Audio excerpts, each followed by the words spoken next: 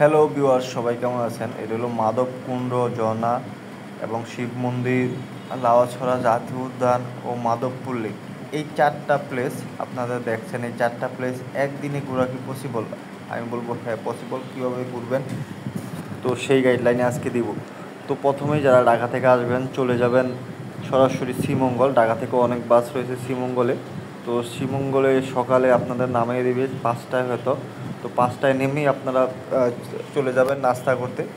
এবং যারা বাইক নিয়ে আসবেন তাদের তো কোনো কথাই নেই, ঢাকা থেকে সময় মতো নেমে যাবেন, রওনা দিবেন। আর যারা বাসে আসবেন তারা চলে আসবেন শ্রীমঙ্গলে এসে সকালে নেমে নাস্তাটা করে তারপরে একটা চাঁদের গাড়ি এখানে রিজার্ভ পাওয়া যায়। যদি 7-8 জন হন তাহলে একটা চাঁদের গাড়ি রিজার্ভ নিয়ে নেবেন, আর যদি গ্রুপ কম হয় তাহলে সেক্ষেত্রে সিএনজি রিজার্ভ নিয়ে নেবেন।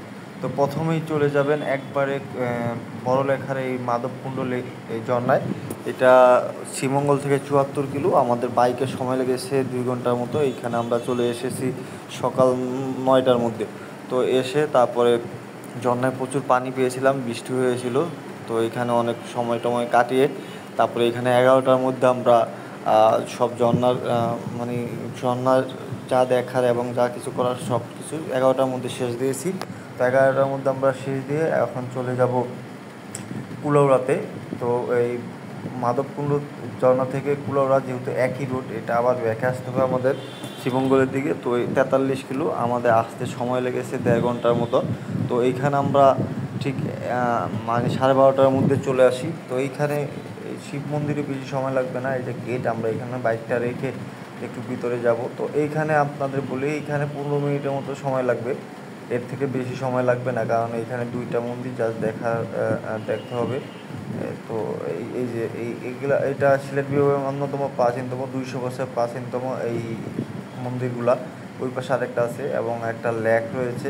এই লেকে চাইলে গোসল করতে পারবেন, যদিও পানিটা অত সুখকর নয়। তারপরে এইখানে স্থানীয়রা গোসল করে। তারপরে আমরা এই মন্দির টন্দির দেখে এখান থেকে চলে যাব মাধবপুর লেকে, কারণ এইখান থেকে মাধবপুর লেকে যেতে আমাদের 1.5 ঘন্টা লাগবে। তো আমরা 2টার মধ্যে মাধবপুর লেকে চলে এসেছি। তো এইখানে আসার পরে চা বাগানে একটা ফিল নিলাম। তারপরে আমরা এখানে ঘোরাঘুরি করব।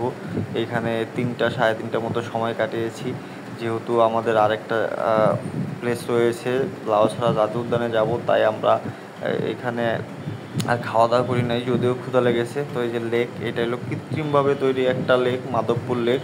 এটা অনেক পুরাতন, চারদিকে শুধু চা বাগান, টিলা, এবং এইটা পড়েছে কমলগঞ্জ উপজেলায় যদিও, কিন্তু শ্রীমঙ্গল দিয়ে আসা যায় আর কি।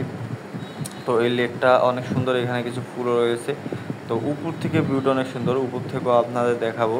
তো এইখানে যারা আসবেন এইখানে চাইলে গোসল করতে পারেন। তো এইখানে লেখা আছে আই লাভ কমলগঞ্জ। তো উপর থেকে চলে একটু ভিউটা দেখি। দেখছেন উপর থেকে অনেক সুন্দর, চারো সাইডে টিলা, ছোট ছোট পাহাড়, ও তার উপরে চা বাগান এবং এই লেক। তো এখানে চাইলে একটু যে গোসল করতে, স্থানীয় এরা গোসল করছে, তো আমরাও গোসল করছিলাম। ওই দিন প্রচণ্ড গরম ছিল তাই গোসল করছিলাম। তো এইখানে আমরা 3টার মধ্যে সব কিছু কাজ সেরে সময় কাটিয়ে চলে যাব লাউয়াছড়া জাতীয় উদ্যান। এর মাঝে আমরা খাওয়ার জন্য 20 মিনিট সময় ব্যয় করেছি। তো আমরা লাউয়াছড়া জাতীয় উদ্যানের গেটে এসে পড়েছি খাওয়া দাওয়া করে। এইখান থেকে আমরা টিকিট কাটবো, 115 টাকা টিকিট। যদিও আমাদের কাছে মনে হয়েছে যে টিকিটের প্রাইসটা একটু বেশি, কারণ 115 টাকা লাউয়াছড়া জাতীয় উদ্যানে আসলে কী আছে এটাও দেখার বিষয়। তো আমার বন্ধু টিকিট কাটছে, আমরা ঢুকবো। তো চলুন, এই যে এটা হলো লাউয়াছড়া জাতীয় উদ্যানের গেট, এইখান থেকে আমাদের ঢুকতে হবে। আমাদের বাইকটা এখানে রেখে তারপর আমরা লাউয়াছড়া জাতীয় উদ্যানে ঢুকবো এবং দেখবো আসলে এটার ভিতরে কী কী রয়েছে। তো আপনারা যারা আসবেন ওই 4টা প্লেস মিস করবেন না, যেহেতু একদিনে ঘোরা যায়। তো এখানে ওই লাউয়াছড়াতে একটা রেল লাইন রয়েছে যেটা সিলেট চলে গেছে, এরকম বনের ভিতর দিয়ে রেল লাইনটা। তো এই রেল লাইন দিয়ে হাঁটবো কিছুক্ষণ, একটু শ্যুট নেবো। চারদিকে ঝিঝি পোকার ডাক রয়েছে এখানে। তারপরে এই লাউয়াছড়াতে আপনারা প্রচুর বানর দেখতে পারবেন, আর অন্য কিছু পারেন আর না পারেন। তারপরে এখানে আছে আমার আছে জল, একটা এই ছবির শুটিং হয়েছিল হুমায়ুন আহমেদের এই রেল লাইনে এখানেই। তো এই জায়গায় একটু ছবি তুলতে পারেন। তো আপনাদের এই চা বাগান দেখতে পারবেন, এটা তো অবশ্যই, কারণ এই মাধবপুর লেক থেকে লাউয়াছড়া আসতে এবং শ্রীমঙ্গল আসতে। দুই পাশে প্রচুর চা বাগান রয়েছে, চা বাগানগুলো তো আপনি দেখতে পারবেন। তো যারা ঢাকা থেকে আসবেন তারা একদিনে এই 4টা প্লেস কীভাবে ঘুরলাম আমরা আপনাদের দেখালাম। তো আপনারা চাইলেও ঘুরতে পারবেন, বাইক হইলে কোনো প্যারা হবে না, তবে অন্য গাড়ি হইলে একটু সময়টা বেশি লাগতে পারে, তবে একদিনে ঘোরা সম্ভব। যেমন চাঁদের গাড়িগুলোও যারা গ্রুপ নিয়ে আসবেন তারা চাঁদের গাড়িগুলো রিজার্ভ করে নেবেন একদিনের জন্য। আর যদি 3জন বা 4জন হয় তাহলে সিএনজি রিজার্ভ করে নেবেন, যে এই 4টা প্লেস ঘুরবো সারাদিন, আমাদের সারাদিনে ঘুরাতে হবে, তাহলে তারা আপনাদের সেই মোতাবেক গাইড দিবে। আর যদি নিজেদের গাড়ি হয় তাহলে সেই মোতাবেক আপনার টাইম চলে যাবে, কিন্তু সময় লস করা যাবে না। সকাল 7টায় আপনাদের শ্রীমঙ্গল থেকে 6টায় যত তাড়াতাড়ি বের হওয়া যায়, আপনাদের যেহেতু গাড়িতে ঢাকা থেকে 6টায় নামিয়ে দিবি, তখনই খাওয়া দাওয়া করেই আপনারা গাড়ি রিজার্ভ করে বের হয়ে যাবেন।